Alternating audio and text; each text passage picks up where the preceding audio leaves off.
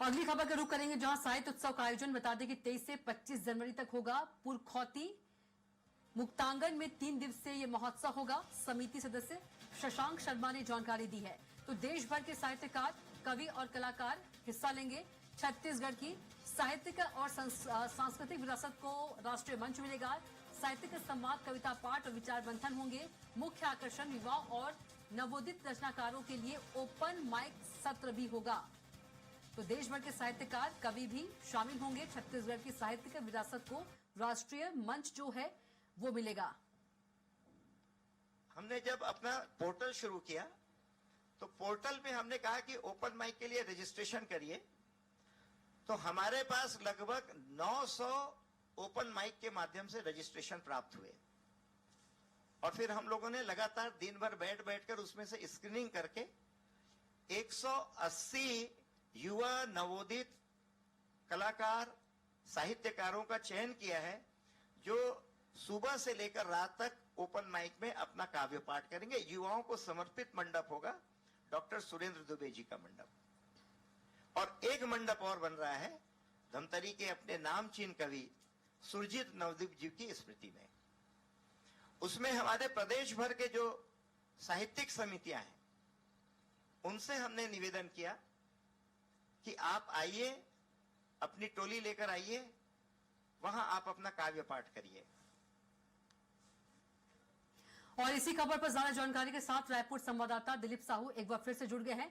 दिलीप, यदि हम बात करें, रायपुर में साहित्य उत्सव का आयोजन किया जा रहा है। 23 से 25 जनवरी तक आयोजन होगा और इसमें देखा जाए तो नवोदित युवाओं जो हैं उनको मौका दिया जा रहा है और ऐसा भी कहा जा रहा है कि जो ये मंडप है युवाओं के लिए ही ये समर्पित है।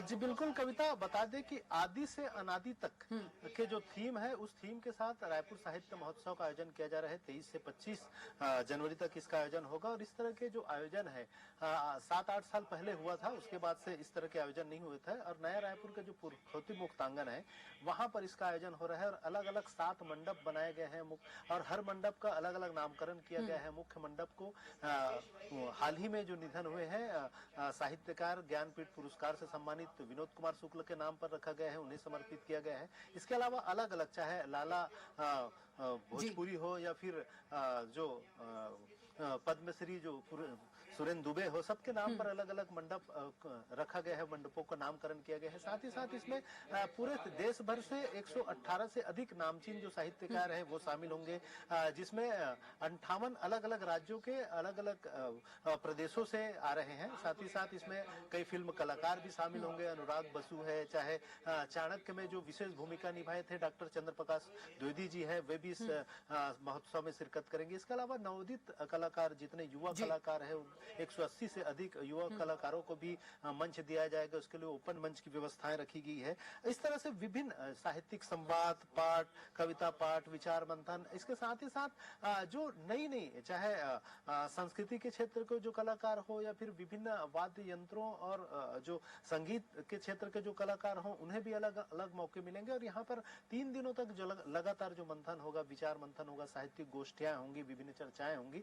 इसमें तमाम तरह के जो साहित्यिक क्षेत्र की विधाएं हैं उसको शामिल किया गया है और इसमें करीब 3 दिनों तक 42 सत्र होंगे और इन 42 सत्र के दौरान लगभग साहित्यिक क्षेत्र के तमाम विधाओं को शामिल करने का प्रयास किया गया है। सभी विधा के जो कलाकार है, जो युवा है, जो इसमें जुड़ना चाहते हैं, उनके लिए यह महोत्सव खास होगा। और खास करके सरकार का थीम है, हालांकि राज्य सरकार की ओर से जो आयोजन है इसमें साहित्य परिषद की ओर से जिस तरह से इसमें मुख्य भूमिका निभाई जा रही है और जनसंपर्क विभाग की विशेष भूमिका होगी। तमाम विभागों के भी जो तमाम अधिकारी है और अलग अलग जो जिम्मेदार है उन्हें इसमें इसे सफल बनाने के लिए लगाया जा रहा है। और साथ ही साथ इसका मुख्य उद्देश्य जो है कि जो युवा है, छात्र है, उन्हें साहित्य की ओर रुझान उनका रखना है। इस तरह का प्रयास किया जा रहा है और निश्चित तौर पे आने वाले समय में यह साहित्यिक उत्सव और ज्यादा लोगों के लिए, युवाओं के लिए